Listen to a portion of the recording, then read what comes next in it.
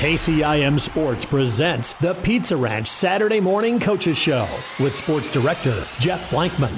Thank you very much, John. Good Saturday morning, everybody. Welcome here, of course, to the Pizza Ranch Coaches Show. It's going to be kind of an abbreviated edition of it. We've got Deb Danner with the Carroll Girls Swim Team joining us. They wrapped up state yesterday with some outstanding performances, and Ryan Steenkamp going to join us, talk a little bit about their upcoming game with Wilton later on this afternoon over on Kick 106.7. But we'll start off with a look at how the Carroll Girls Swim Team did at the state meet yesterday. They were there for all three relays. The 200 medley relay team of Harper Ladwig, Alexis Borkowski, Briley Behrens, and Sophia Malone would finish up in 30th, swimming at 2 flat with .65 on that. And the 200 freestyle relay, they would finish 25th and 144 at 95.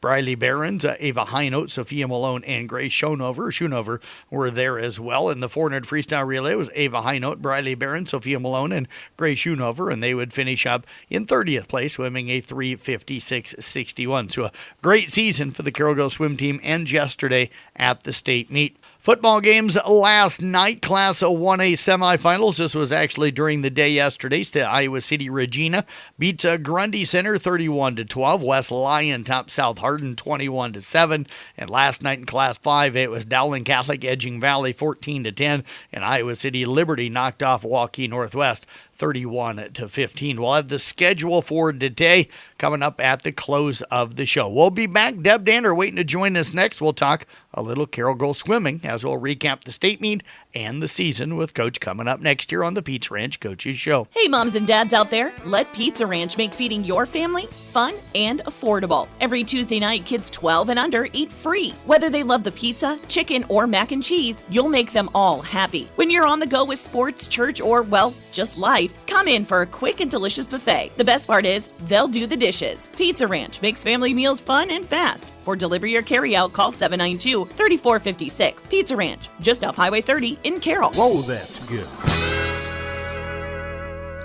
Back here on the Pizza Ranch Coaches Show on this Saturday morning, let's talk some Carroll Girls swimming as they wrapped up a fantastic season with a small but talented group of swimmers on Friday over at the state tournament at Iowa City. Joining us, as she always does, is head coach Deb Danner. Deb, again, appreciate you joining us. How you doing today? Yeah, I am doing great. It's been a great season for these girls, and yep, we ended up doing very well, making it to state. So it's been a great time. Yeah, you're all three relays making it to state. 6 different girls. Had fun getting a chance to come over and interviewing them before you guys left the other day, and what a great group of young ladies. So we appreciate you taking some time here. We'll talk about state, and then we'll also kind of look back at the season as a whole with you here today. And then for all those swimming fans out there, we'll talk about the boys season, which you're already doing practices for. We'll talk about that coming up next week to the lady that never gets a break in Deb Danner, right? Right. Coach, you went over to state with 3 relays yesterday and had a strong performance. You and I were chatting here a little bit. You know, for these girls, really their first experience at the high school state meet, what did they soak into, you think, and how much will this experience help in them? Because they're going to be back next year and the year after and everything else for you. Oh, absolutely. They're going to be coming back all 4 years of their high school career. So, yeah, I feel like they got a lot out of it. They learned a lot. We watched all the races. They got to see what some championship swimmers look like. And, they got to see a lot. It was just, I think it just soaked it all in. They just, it was probably a little intimidating at times, but, they overall, I think they appreciated being there, and they had a great time, and they swam some really good races. So you say maybe a little intimidated with their first time. Was it a good thing or a bad thing then to be in that very first meet, race of the day in the 200 medley relay? Did that work for your benefit or not? Yeah, I don't know if it really worked to our benefit. I mean, it was great to get that first race done and over with. But Right. did they need to be in the very first heat? I think it would have been okay if we were in the second heat. Yeah. But, you know, you got to be somewhere, right? You know, yes. That's just how it is. Yep, you had Harper Ladwig, Alexis Borkowski, Briley Behrens, and Sophia Malone in that event. How did it go for them?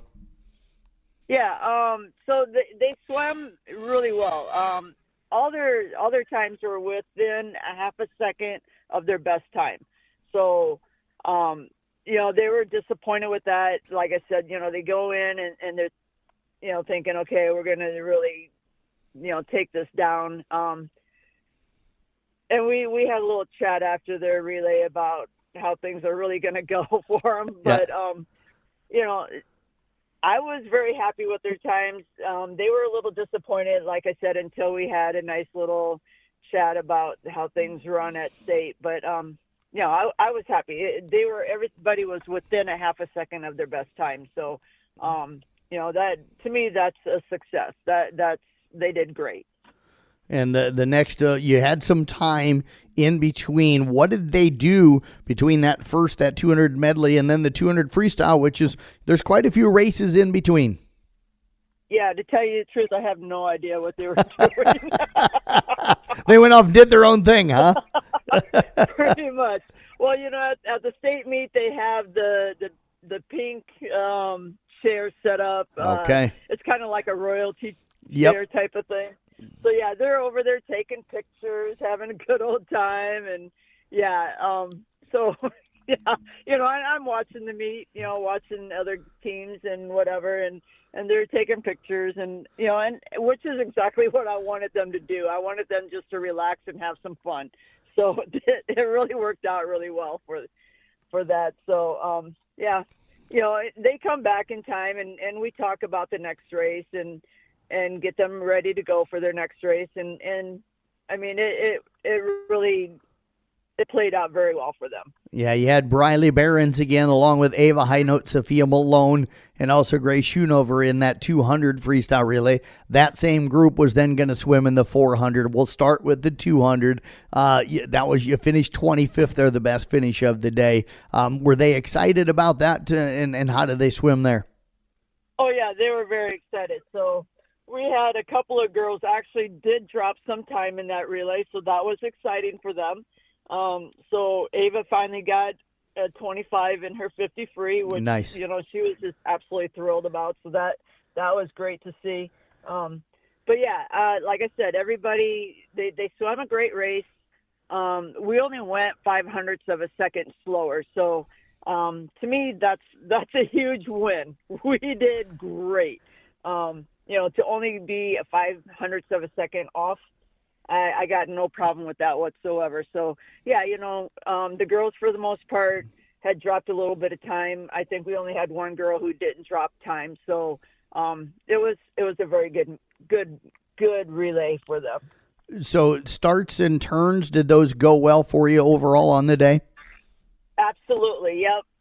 Starts were right on. Turns looked fantastic. So, yeah, the girls, you know, nobody said anything about, oh, I missed the wall or they didn't like the wall or whatever. So, you know, they were very happy with it too. What did they take away, you think, from the 200 that maybe helped them in that 400 freestyle relay, the final event of the day for them? Yeah, with being able to finish that strong in the 200, helped gain some confidence going into that 400, knowing that, okay, we got this. So, you know, like I said, that medley relay was just kind of a got to get those nerves out of the way type of thing. And, you know, gave them a little pep talk about how things go. And that really helped. And then having a good finish in the 200 free relay really helped set them up for a good 400 free relay. Coach, and I think some people maybe forget how young this team is. Everybody down there, freshmen or sophomores. Right, absolutely, yes. We've got freshmen and sophomores, so, and all of them, it's their first time at state. So, you know, it's a brand new experience for them. You know, nobody had anything to go off of, you know, how this was going to look, how it was going to feel, nothing. So, yeah, it was, they did fantastic. And so, yeah, like I said, they'll be back next year. no problem. What was the trip home like with the girls last night? So it's just, it's getting dark earlier, and we're driving, and it's like, wow, it's only 5:00, and it feels like it's midnight. Yeah, a long day, I'm sure, in the pool. Probably you lose track of what time it is, right? Right. Well, and we're there at 8:30 in the morning because we got a coaches meeting at 9, and I want to be there, make sure we're there in time. And Yep. So yeah, and we don't actually start swimming until 12, so it's a long morning. Oh, wow. So, Yeah. They're tired. Yeah, I can't imagine having to sit around. What do you know what they tried to do to keep their mind going, or did they nap or something through that 3-hour window? Right. They had warm-ups, so we did warm-ups. We took our time about that. We did our relay exchanges. We did our starts. We did our sprints. They did more pictures because these are girls, so we take a lot of pictures. But yeah, it's there's a lot to do right there, a lot to see, a lot to take in. So putting their tech suit on alone was probably about 15, 20 minutes of time anyway. So so it wasn't that they had to kill that much time, but it does make for a long morning though. Coach, let's look at the whole season. What stood out for you about what this group was able to accomplish with so much youth? Yeah, just being, we only had 4 girls back from last year, so Yep. everybody else is new. So the 4 that were here last year, they knew what to expect, how things run on the team and everything. So, they were great supporting the freshmen and letting them know that everything's okay. We might have a bad meet here and there, but it's okay to have a bad meet. We just need to learn from that bad meet. So, it was nice. It was, the girls were a really good group of girls, just supporting each other. And, I couldn't ask for anything more. They got along so well, and, just helping each other out.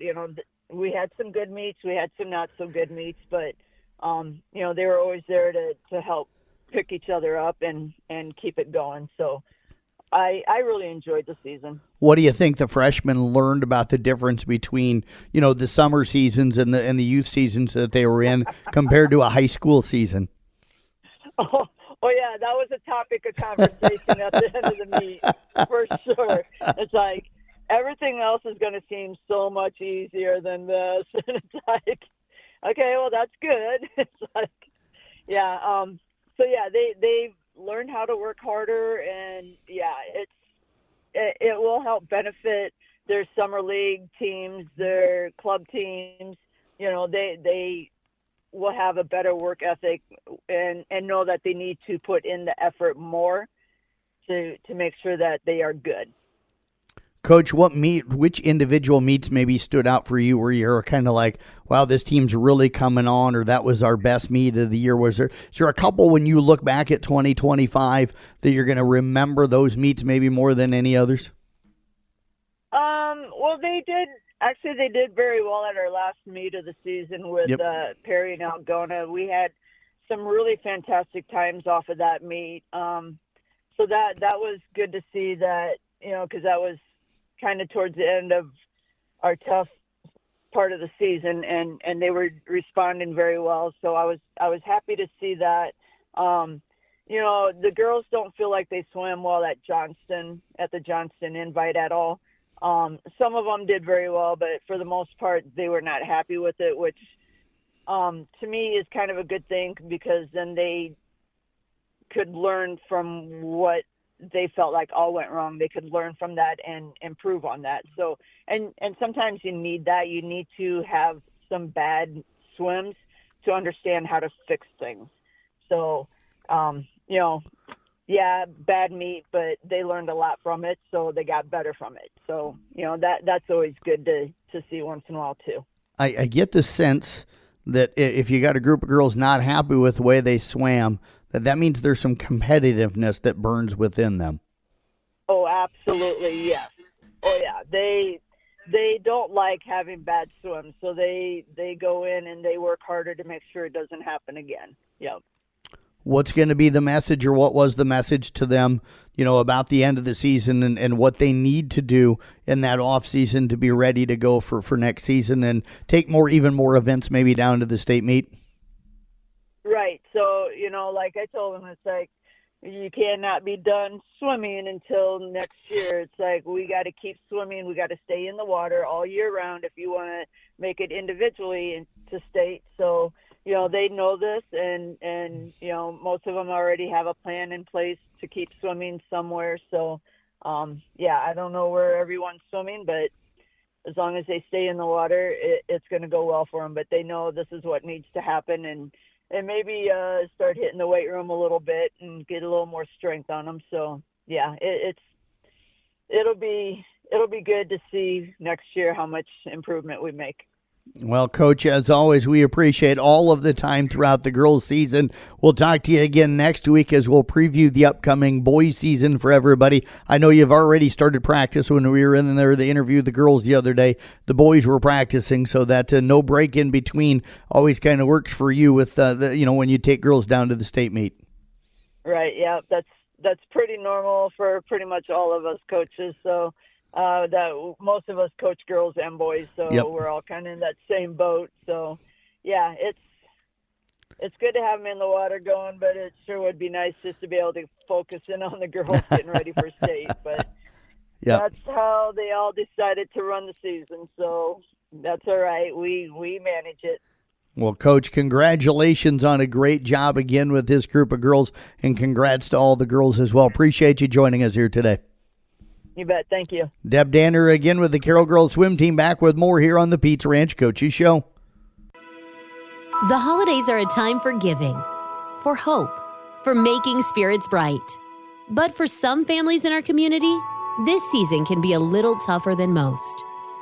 That's why this Christmas, Carroll Broadcasting Company wants to help make a difference one wish at a time. With the return of Christmas Wish. Tell us about someone who could use a little extra holiday cheer this year. Maybe it's a neighbor who's always helping others, a friend who's fallen on hard times, or a family that could use a reminder that our community cares. Share their story with us, and together we'll do our best to make their Christmas wish come true. Because sometimes the smallest gestures can mean the world. Submit your letter by December 1st at carrollbroadcasting.com or drop it off here at the station. And together, let's make this season brighter. Hey, moms and dads out there, let Pizza Ranch make feeding your family fun and affordable. Every Tuesday night, kids 12 and under eat free. Whether they love the pizza, chicken, or mac and cheese, you'll make them all happy. When you're on the go with sports, church, or, well, just life, come in for a quick and delicious buffet. The best part is, they'll do the dishes. Pizza Ranch makes family meals fun and fast. For delivery or carryout, call 792-3456. Pizza Ranch, just off Highway 30 in Carroll. Whoa, that's good. The holidays are a time for giving, for hope, for making spirits bright. But for some families in our community, this season can be a little tougher than most. That's why this Christmas, Carroll Broadcasting Company wants to help make a difference one wish at a time. With the return of Christmas Wish. Tell us about someone who could use a little extra holiday cheer this year. Maybe it's a neighbor who's always helping others, a friend who's fallen on hard times, or a family that could use a reminder that our community cares. Share their story with us, and together we'll do our best to make their Christmas wish come true. Because sometimes the smallest gestures can mean the world. Submit your letter by December 1st at carrollbroadcasting.com or drop it off here at the station. And together, let's make this season brighter. Ryan Steinkamp, the head coach for the top-ranked Kemper Knights, joining us as they get ready to square off with the Beavers of Wilton here in the Class 2A semifinals. Coach, it's always good to catch up with you. How you been? And congrats for getting back up here to the Dome. Absolutely. Thanks for having me, Jeff. Been doing good. It's been a good week of practice for the boys. Talking about that, what's the week been like? I know you guys have been working out on the turf field here in town, and also got a chance to go up to Iowa State earlier this week. Yeah. I mean, we've kind of put them in different environments too. You know, we've been staying the routine as far as our practice structure, but just kind of putting the guys in different environments too. And you know, we were inside the field house a little bit too, just to help them, you know, make those get acclimated to the dome when we get there. Is that the biggest concern right now? Is just the playing inside compared to the outside that you normally do, and maybe even playing a Saturday and a Saturday morning or a Saturday afternoon rather than a Friday night? No, I don't think so. You know, honestly, we kind of learned a lot the previous week. You know, with state volleyball going on, we practiced in the morning twice and outside in different times, and because we talked to guys about, hey, like. We have to be able to adapt and adjust, and there's still no excuses to put the work in, too. So I think, they've done a good job of that. Good workout over at Iowa State while you were there, and what was kind of the focus of the practice that day? A lot of it's kind of a regular practice, but we really want to make sure that, you know, the kids were seeing the ball, you know, returners, kickers, punters, getting used to it inside, throwing the ball. It's good for the kids to get it was warm in there, so get a little sweat in there, too. So that's helped, you know, just a different environment, something I'm not used to. Coach, the excitement of being there, what's that been like at school this week, and are you seeing a different energy at practice? Yeah, and I think the kids that they've come, they've locked in, focused. You know, the understanding that you know everything we're doing this week is for a reason, type deal too. Just our goal, you know, is each week to be playing better football, and be playing our best at the end of this week. Contact-wise in practice, I know some coaches kind of lessen it up as the season goes on, especially at this point of the year. You don't want guys taking extra hits in practice. Have you guys had physical practices, or are you kind of lightening up on some of that activity at practice this week? A little bit earlier in the week, too. They definitely downed off, come down a little bit, you know, just especially the extra day of rest, kind of stretch out our practice plan a little bit, too, so we're not overworking them, but make sure we're getting a good workout in. Your last two games, OABCIG and Cherokee there in the quarterfinals, were rematches of regular season. OABCIG, of course, a district mate, but now you see somebody that you've never seen before, at least live in person, and that is Wilton. They come in from southeast Iowa, knocking off Prairie City Monroe, rallying back from a 17-0 deficit to win that one last week, 21-17.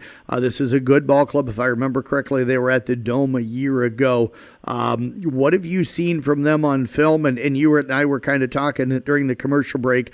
They don't make mistakes, but Prairie City Monroe maybe helped them a little bit and stuff in that rally the other day. Yeah, I mean they're just a really good team. You know, they're physical. They run the ball. They pass it, things like that too. Like they're not afraid to just keep it simple and attack you. But they also have some good counters to that too. Some really good athletes. And obviously, you know, coming back.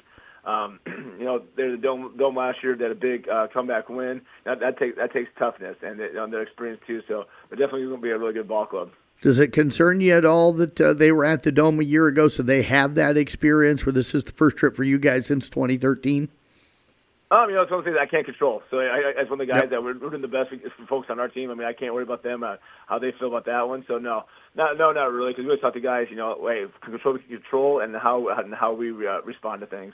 Their defense, they're physical the way it sounds. Are they going to be more concerned, do you think, about your run game or your guys' ability to spread it out to really 3 or 4 different receivers and kind of hurt people, you know, with the short pass game as well as the vertical pass game?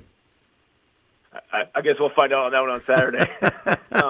You know, yeah, don't really know for sure too. You know, we've kind of watched the games, how they defend different things too. So you know, we're doing our best to help prepare the kids for that. Have you seen a lot of the things this year with other opponents that you think they're going to throw at you defensively? Yeah, a little bit here or there too, for the most part. And there's only we've seen some things too, but yeah, we've definitely from what they do. You know, it comes down to Jimmy's and Joe's and their players and stuff like that. What do they like? What's the strength of that defense? They got a good line. They're fast and physical. Some good linebackers that read their keys well and Phil, and then just a good overall good secondary. Any one player that kind of stands out to you that like jumped off the screen when you first started watching them on defense? Just kind of the whole D line as a unit. Just that they can tell that they're solid. For you guys offensively, Jaron Hoffman came back after a week off and had a big game last week. How healthy is this group going in, and what do you feel like you can maybe lean on offensively this week? Everybody's got bumps and bruises at this time of year, but guys are doing everything they can to make sure they're the best they can be for the game on Saturday. A lot of it, it comes down to the line play. Those guys are a unit. Them working hard and together, and just everybody being on the same page. Offensive line back intact. Do you feel comfortable about who you guys are going to be putting out there today? Yeah. I mean, those guys have been doing a great job all year. No matter who's been in there, those guys, they're just a good group of guys that work hard together. What have you seen from their secondary, and what do you know that maybe the offensive coaches have been talking with Brock? I know he's great at doing homework, understanding defenses, and reading what they're doing, but that secondary, 20 interceptions on the year, so it sounds like, at least statistically, that they've defended the pass pretty well. Yeah, they do a good job moving around, kind of disguising coverages and just making plays on the ball.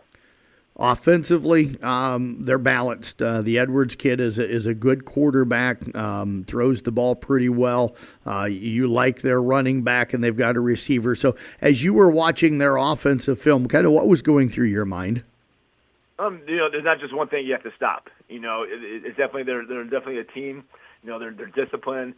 They're not afraid to take shots now and again, but also not afraid to just get 3 yards or run some short passes, just keep the sticks moving. It's definitely a very balanced team. Is it the run game that they lean on more?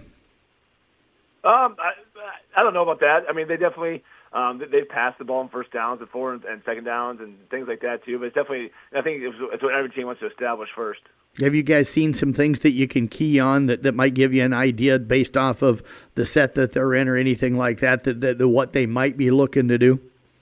Maybe a play here or two there, but nothing that's super set and things like that too. We kind of tell the kids hey, they're really balanced. They don't do too many formations or whatnot too. We have to make sure we're reading our keys and being physical on defense.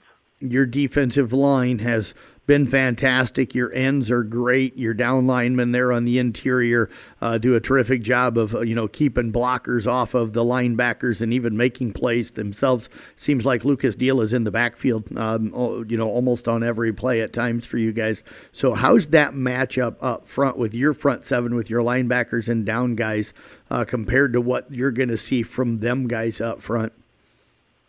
Yeah, they have good-sized tackles, and I know their guards and center are good-sized. They're stout kids that are fast and physical too. So the only thing is to make sure we're getting off the ball and being physical with our hands right away.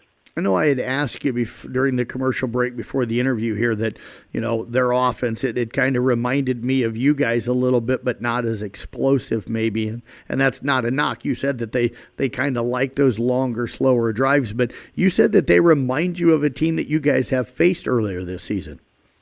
I just in the sense of their quarterback and run play. I feel like these guys that we've seen this year. There's just there's only so many different type of run plays and pass plays you can do, but it just some of the skill players definitely reminded of some opponents we've seen this year overall. The Putnam kid leads them in receiving. You said he had the 3 touchdown catches in the second half as they rallied past Prairie City Monroe. How did they use him? What type of a receiver is he? And who do you guys match up with him on Saturday afternoon? The big thing is just not letting him get getting open. You got to make sure you have guys that close him underneath, know where he's at. He's also a good blocker on screenplays. He'll run short routes, slants, hitches, posts. So they kind of move around all over the field. Coach, for you guys today, what do you need to do to advance into that finals? What's it going to take for a Kemper win today? It's playing Kemper football. We tell guys all the time now. It's being us. It's playing together. Playing for each other. I think tell them nothing's really changed. Just the location. Of where we're at. So we have a great group of seniors, great group of captains and kids, and they're hungry. Just tell them hey, it's going to take whatever it takes, and give it all, play with all your heart. Well, Coach, as always, we appreciate you joining us here on the Mackey Motors Tailgate. Wish you the best of luck, and I'll catch up with some of you and the players alive in the postgame area coming up following the game. Absolutely. Thanks, Jeff. Appreciate it. You bet. Head Coach Ryan Steinkamp again of the Kemper Knights. The holidays are a time for giving, for hope, for making spirits bright. But for some families in our community, this season can be a little tougher than most. That's why this Christmas, Carroll Broadcasting Company wants to help make a difference, one wish at a time. With the return of Christmas Wish. Tell us about someone who could use a little extra holiday cheer this year. Maybe it's a neighbor who's always helping others, a friend who's fallen on hard times, or a family that could use a reminder that our community cares. Share their story with us, and together we'll do our best to make their Christmas wish come true. Because sometimes the smallest gestures can mean the world. Submit your letter by December 1st at carrollbroadcasting.com or drop it off here at the station. And together, let's make this season brighter. Hey, moms and dads out there, let Pizza Ranch make feeding your family fun and affordable. Every Tuesday night, kids 12 and under eat free. Whether they love the pizza, chicken, or mac and cheese, you'll make them all happy. When you're on the go with sports, church, or, well, just life, come in for a quick and delicious buffet. The best part is, they'll do the dishes. Pizza Ranch makes family meals fun and fast. For delivery or carryout, call 792-3456. Pizza Ranch, just off Highway 30 in Carroll. Whoa, that's good. Back to wrap up our Pizza Ranch Coaches Show for this Saturday. Again, the only local thing going on is Kemper taking on Wilton over on Kick 106.7 in the Class 2A semifinals at the Dome. I'll be up there with Doug Waniger on the call. That game scheduled as a 1 o'clock kickoff. We'll go on at around 12:20 with our Brinks Exterior preview show, followed by the Mackey Motors tailgate, and then kick off the first game of the day. Gets underway at 10 this morning with Osage against Van Meter. Class 3A semifinals later on today at 4 o'clock. Bishop Heelan taking on Wahlert Catholic. And following that game, it'll be Solon against Nevada. I want to thank Deb Danner for joining us here today. I want to thank Ryan Steinkamp also for joining us here today as well. And thank you very much for joining us as well. Have a great weekend, everybody.